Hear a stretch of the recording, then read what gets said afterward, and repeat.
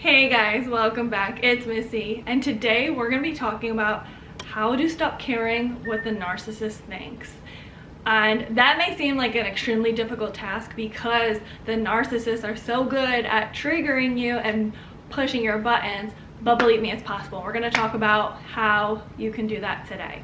So to first understand narcissists, they're information gatherers. Whether you have a parent that's a narcissist or you're just meeting a narcissist, they take their time to really get to know you, and they act like they care, but really they're just trying to gather all the information so they know how to better manipulate you. So they gather all your insecurities, your flaws, your weaknesses, even the good things, so they can manipulate with those. But they know all these negative things, and they know exactly what to do to push your buttons and what things to say to get you to react a certain way, because that's how they get their main supply, is by those negative reactions. So there's that, and also on top of that, they paint you out to be a certain person that you are not, and they gaslight you into thinking you are this person, especially if you grew up with a narcissistic parent. It is much more damaging to be a child where you are a lot easier to manipulate and where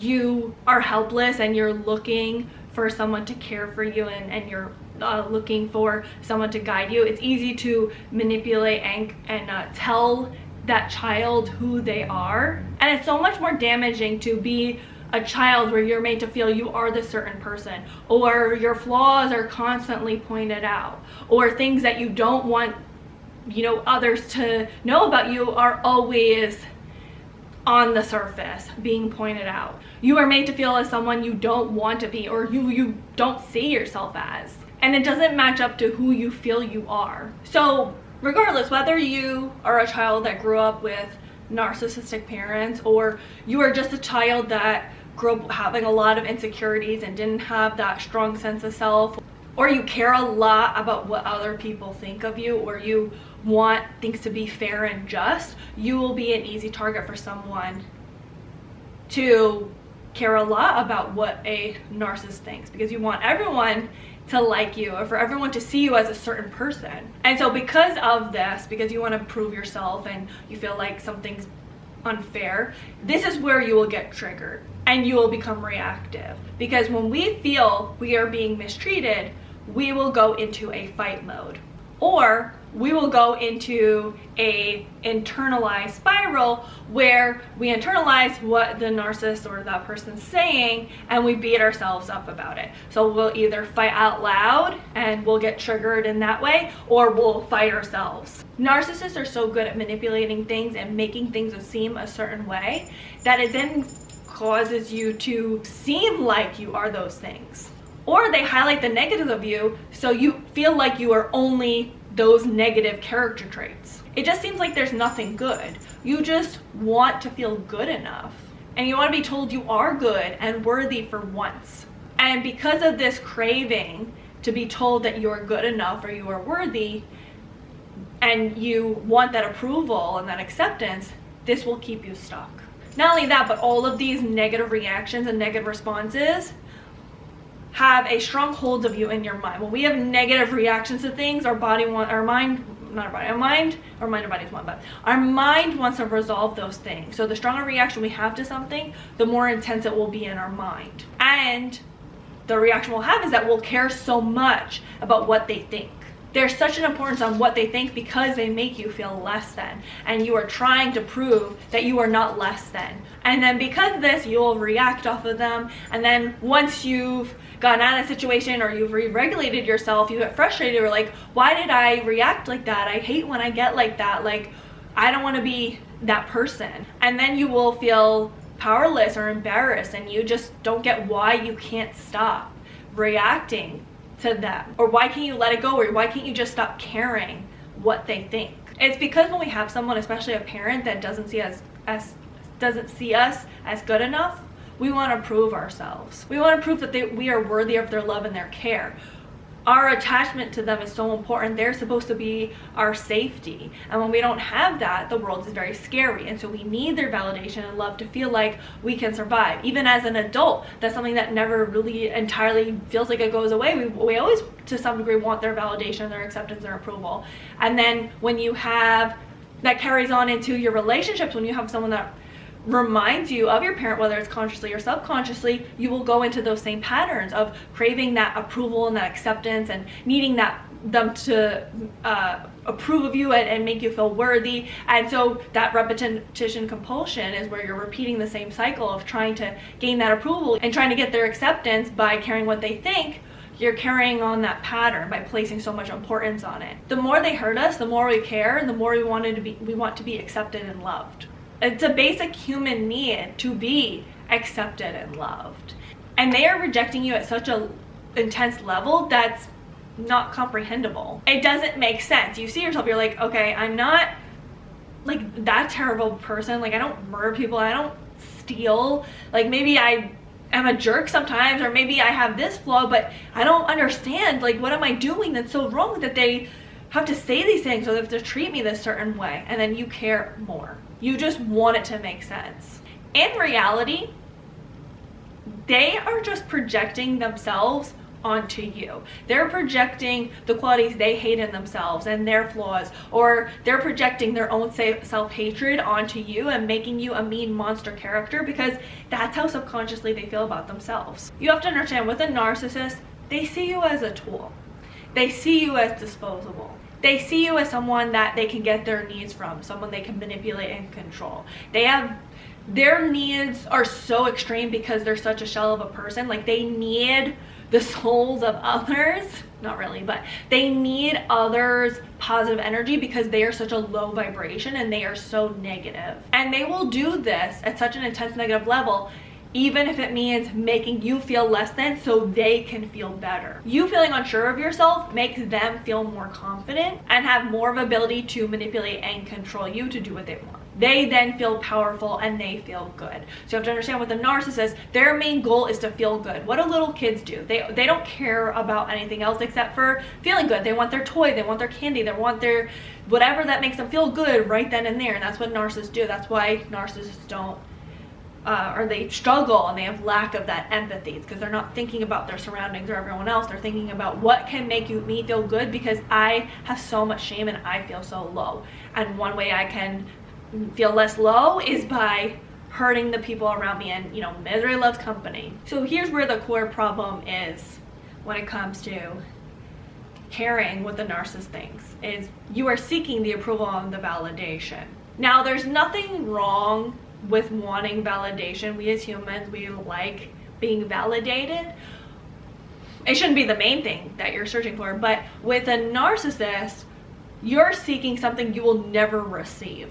You want to feel that you're good enough. You want to feel like you're a good person. You want them to take back all those mean, cruel things they say. They have broken down your self-esteem and your character, that you have a need for them to say and think the opposite of you. You doubt yourself so much from the abuse you endured being around them, and them inflicting so much doubt on you, that you need the okay from them. You need them to tell you that you are X, Y, and Z. You have a void from childhood that you are trying to fulfill. And by them giving you that approval or telling you that you're okay, that's a way that you feel soothed. That outside validation and that nurturing and that soothing is something you should have received as a child, but you most likely didn't, or you didn't receive it enough where it had an impact on you, or it made you feel whole as a child. And so that void you're trying to fill. But you're not that helpless child anymore. And now as an adult, you need to give yourself that validation, which we'll talk about more in a second. The other problem you run into by caring about what the narcissist thinks is that you're seeing them as a normal functioning person. Consciously, you're aware of the negatives, that they're an unhealthy person, that they mistreat others. You understand all the things on a conscious level, but subconsciously you still treat them as if their opinion is valid. You are trusting someone's opinion that you don't actually trust. The only reason why you trust them is because you were brought up to trust chaos and dysfunction. So here's what we do.